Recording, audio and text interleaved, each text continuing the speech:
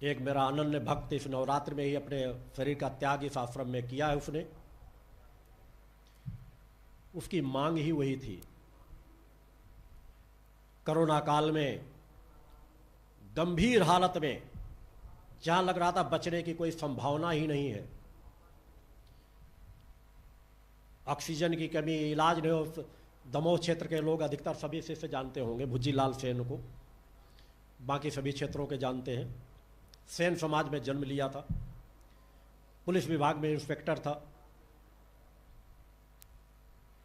अनूपपुर जिले में जब मेरा यज्ञ हुआ था, उस यज्ञ के माध्यम से जुड़ा था, और वह क्षण और आज की यात्रा एक निष्ठ भाव से। कौन किस परिवार में जन्म लेता है यह मायने नहीं रखता, उसका जीवन कैसा है, क्या उसने गुरु निष्ठा विश्वास में जीवन को समर्पित किया है। उस यात्रा में उसी प्रकार से उस यज्ञ से लेकर के 30 वर्षों की लंबी यात्रा, जिसने अपने यहाँ के आशीर्वाद को लेकर के अपने प्यास से हजारों हजारों लोगों के जीवन में परिवर्तन डाला।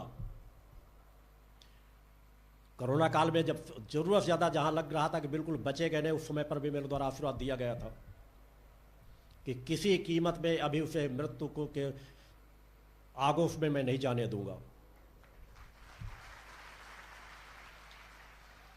ठीक हुआ, वहाँ से सालों चलने फिरने लायक अच्छे से शरीर नहीं था, सभी जानते थे, बहुत ज़्यादा कमजोरी की स्थिति था। अनेक बार जब यहाँ आते थे मिलते थे,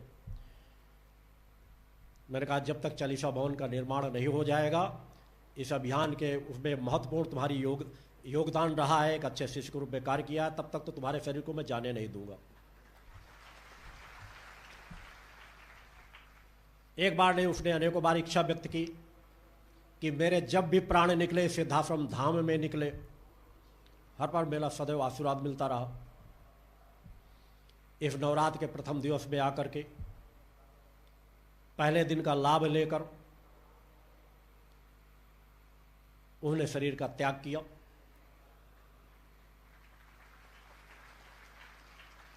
शरीर उनका घर वालों के पास गया, आत्मा मेरे चरणों के पास आई। वो आज भी आप लोगों के बीच है। इस नवरात्र शिविर का पूरा लाभ दिला देने के बाद मैं उसे आगे की यात्रा में भेजूंगा। उसके मुक्त के लिए कोई क्रियाकर्म करें या न करें, घर परिवार की अपनी इच्छा है, जो व्यवस्था है उसका संचालन करें सामाजिक रूप से। और आगे आने वाले 1 वर्ष के अंदर अंदर ही उसका नवीन जन्म एक सामर्थ्यवान परिवार में होगा, और फिर वह तुम्हारी इसी यात्रा का सहभागी बनेगा। मैंने एक शिष्य का उदाहरण दिया। मेरे सभी शिष्यों के प्रति अपने चिंतन, जो मुझ पर समर्पित है वो मुझसे दूर नहीं।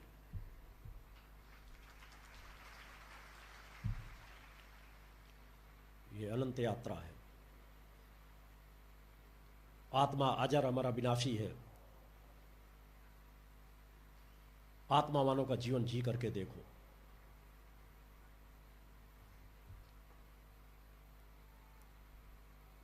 मेरे नज़दीक आकर मेरी यात्रा को समझो, देखो, जानो, तब समझ में आएगा कि यात्रा कैसे चल रही है। ये किसी धन बल के माध्यम से नहीं चल रही। ये यात्रा माता आदिशक्ति जननी जगदम्बा की कृपा से केवल आत्मबल के माध्यम से चल रही है। आने वाले समाज में यही यात्रा बहुत बड़ा परिवर्तन डालेगी।